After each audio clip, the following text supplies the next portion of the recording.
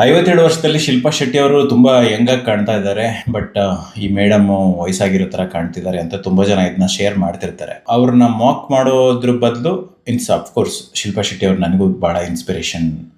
ನಾನು ಬಹಳ ಸಲ ಅವ್ರನ್ನ ಎಲ್ಲಾ ವಿಡಿಯೋದಲ್ಲೂ ಮೆನ್ಷನ್ ಮಾಡ್ತೀನಿ. ತುಂಬಾ ಇನ್ಸ್ಪಿರೇಷನ್. ಈ ವಯಸ್ಸಲ್ಲೂ ಅದನ್ನ ಮೇಂಟೈನ್ ಮಾಡ್ತಾ ಇರೋದು, ಆ ಲೆವೆಲ್ ಆಫ್ ಫಿಟ್ನೆಸ್ ಮೇಂಟೈನ್ ಮಾಡ್ತಾ ಇರೋದು.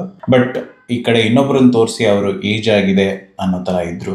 ಅದಕ್ಕೂ ಕಾರಣ ಇರುತ್ತೆ. ಬಿಕಾಸ್ ನಮ್ಮ ಕಲ್ಚರ್ ಅಲ್ಲಿ ಬಹಳಷ್ಟು ಹೆಣ್ಮಕ್ಳಿಗೆ ಅವರ ದೇಹ ಅಥವಾ ಅವರ ಆರೋಗ್ಯದ ಮೇಲೆ ಗಮನ ಕೊಡೋದು ಒಂದು ಟ್ಯಾಬು ಅಥವಾ ಏನೋ ಒಂದು ಡಿಫ್ರೆಂಟ್ ವಿಷಯ ಅನ್ನೋ ತರ. ಅಂದ್ರೆ ಅವರಿಗೆ ಅದನ್ನ ಕಲ್ಸೇ ಕೊಟ್ಟಿಲ್ಲ ಬಹಳಷ್ಟು ಜನ. ಅವ್ರು ಅದನ್ನ ಬಗ್ಗೆ ಗಮನ ಕೊಡ್ಬೇಕು ಅಂತ ಅನ್ಕೊಂಡ್ರು, ಅವ್ರ ಫ್ಯಾಮಿಲಿ ಅವರಿಗೆ ಅದನ್ನ ಸಪೋರ್ಟ್ ಮಾಡಲ್ಲ ಬಹಳಷ್ಟು ಜನರಿಗೆ. ಸೊ ಅಂದ್ರೆ ಯಾರಾದ್ರೂ ಒಬ್ರು ಅವ್ರ ಆರೋಗ್ಯದ ಮೇಲೆ ಫೋಕಸ್ ಮಾಡ್ಬೇಕು, ವ್ಯಾಯಾಮ ಮಾಡ್ಬೇಕು, ಆಹಾರ ಕ್ರಮ ಸರಿಯಾಗಿ ಫಾಲೋ ಮಾಡ್ಬೇಕು ಅಂದ್ರೆ ಅವ್ರ ಸುತ್ತಮುತ್ತ ಇರೋರು ಅವ್ರಿಗೆ ಏನೋ ನೆಗೆಟಿವ್ ಆಗಿ ಮಾತಾಡೋದು ಅಥವಾ ಅವ್ರಿಗೆ ಸಪೋರ್ಟ್ ಮಾಡದೇ ಇರೋದು, ಅವ್ರು ಮಾಡದೇ ಇರೋ ತರಾನೇ ಮಾಡ್ತಾರೆ. ಎಜುಕೇಶನ್ ಕೂಡ ಇರ್ಲಿಲ್ಲ ಅಲ್ವಾ ಹಿಂದೆ. ಇವಾಗ ಸ್ವಲ್ಪ ಅವೇರ್ನೆಸ್ ಬಂದಿದೆ. ವ್ಯಾಯಾಮ ಮಾಡಿದ್ರೆ, ಆಹಾರ ಕ್ರಮ ಚೆನ್ನಾಗಿ ಫಾಲೋ ಮಾಡಿದ್ರೆ ಫಿಟ್ ಆಗಿರ್ಬೋದು, ಯಂಗ್ ಆಗಿರ್ಬೋದು. ಇದೆಲ್ಲರೂ ಎಲ್ರಿಗೂ ಗೊತ್ತು ಇದೆ. ಜೀರಾ ವಾಟರ್ ಕುಡಿ, ಅಜ್ವೇನ್ ವಾಟರ್ ಕುಡಿ, ಆ ಡ್ರಿಂಕ್ ಕುಡಿ, ಈ ಡ್ರಿಂಕ್ ಕುಡಿ, ಅದನ್ನೆಲ್ಲ ಫಾಲೋ ಮಾಡ್ತಾರೆ. ಬಟ್ ವ್ಯಾಯಾಮ ಮಾಡೋದು ಅಂದ್ರೆ ಏನೋ ಒಂದು ಏಲಿಯನ್ ವರ್ಡ್ ತರ ಟ್ರೀಟ್ ಮಾಡ್ತಾರೆ. ಅದಕ್ಕೆ ವ್ಯಾಯಾಮ ಮಾಡೋದು, ಫಿಟ್ನೆಸ್ ಮೇಂಟೈನ್ ಮಾಡೋದು, ನಮ್ಮ ದೇಹನ ನಾವು ನೋಡ್ಕೊಳ್ಳೋದು ಅನ್ನೋ ತರ. ಅಂದ್ರೆ ಒಬ್ಬ ಮಹಿಳೆ ಜೀವನ ಪೂರ್ತಿ ಅವ್ರ ಮಕ್ಕಳು, ಗಂಡ, ಅವ್ರ ಫ್ಯಾಮಿಲಿಗೋಸ್ಕರ ದುಡ್ದು